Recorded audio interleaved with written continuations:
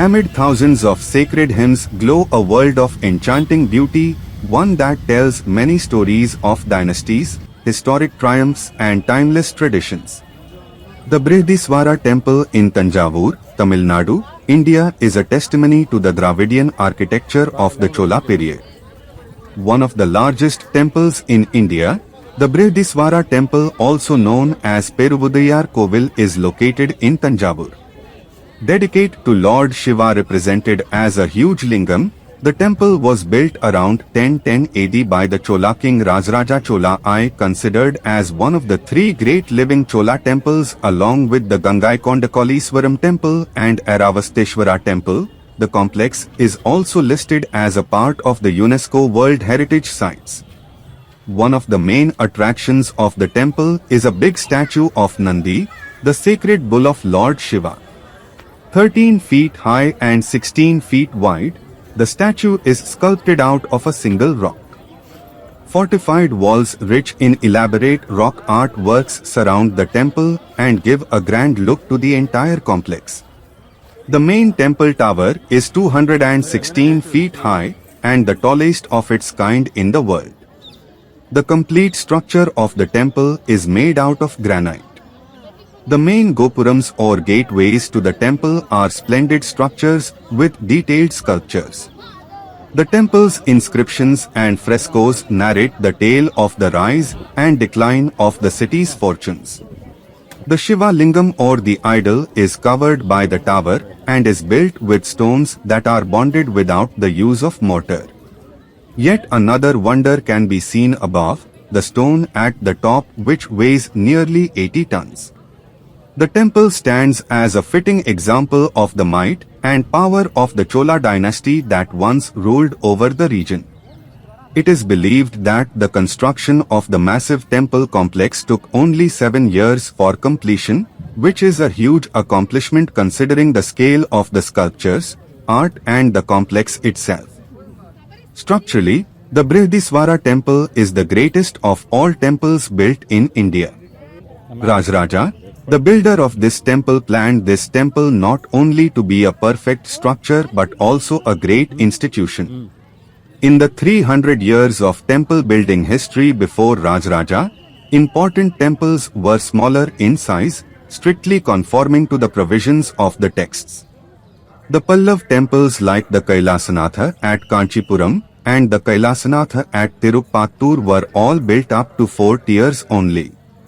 The early Chola temples like the Brihadeeswara Temple at Pullamangai, Koranganatha at Srinivasnallur, built by the predecessors of Rajaraja, were also small in size. What inspired Rajaraja to conceive this great temple vast in concept, design and form? There is no answer in history.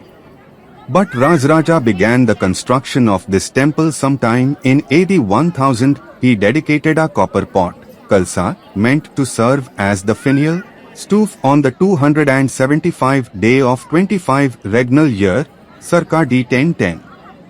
Rajaraja's rule came to an end by 1014. The construction of the temple must have been over by that time. However, some architectural details were not completed, as seen from the roughly carved members of the Shikhara, the superstructure, and the Karana sculptures. Sri Vimana, the sanctum of Brihadisvara, is built with extraordinary perfection and precision. It surpasses the prescription of the architectural texts. The whole structure is built of stone from bottom to top. The inner sanctum is exactly square, 7.90 meters on each side. It houses the huge stone Lingam, 3.95 meters. When the sizes of the door frame and the Lingam compared, it is for certain that the Lingam was first placed in its position. There is a passage around the sanctum. The outer walls of sanctum are decorated with splendid paintings of Chola period and later of Nayak period. There is a vestibule, Ardhamandapa, in front of the sanctum. There are two massive flights of steps on the north and south from outside to this unit. This is just cover, just coming. Outside? You We didn't. are going to We just arrived. So what you say? This can be one of the 7 wonders in the world. Excuse me? This can be one of the 7 wonders in the world. It could. It could because this construction it is done so many centuries back, Yeah. and that time there is no crane, nothing, and everything is handmade, like carvings and everything. So you can imagine how many years it took. It goes back centuries and Centuries. Even the latest centuries, they cannot make such an item. And I can believe that. yeah, and in Tamil Nadu is this state. You can see a number of temples, almost same like this, The same size. which is made by Chola, long back. yeah. So they have 10th century, 14th century, all this. With the stones only, stones. Everything is Yes. stone carvings. Yeah. And we could read, at the entrance that the stone came from 50 kilometers away. Which So, one where? The Siddhambar? stones they used It here is, there. from a place 50 kilometers Very, away. very far they used to come. And The planning and engineering. And they will take one stone and they will do the carving and everything like this, and they will place it above one by one.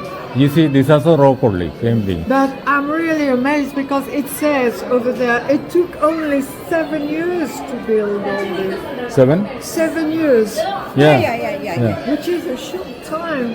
Yeah, it It's is. such a big place. That is the thing. 7 minutes only. Yeah.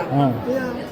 I better than proceed. You can have a look. You can read the house. Proceed. Yeah, you Watch. Thank you. Yeah, bye. On the outer face of southern steps are some important sculptural panels like the story of Trippurantaka. There is a long pillared hall, Mahamandapa, in front of this unit.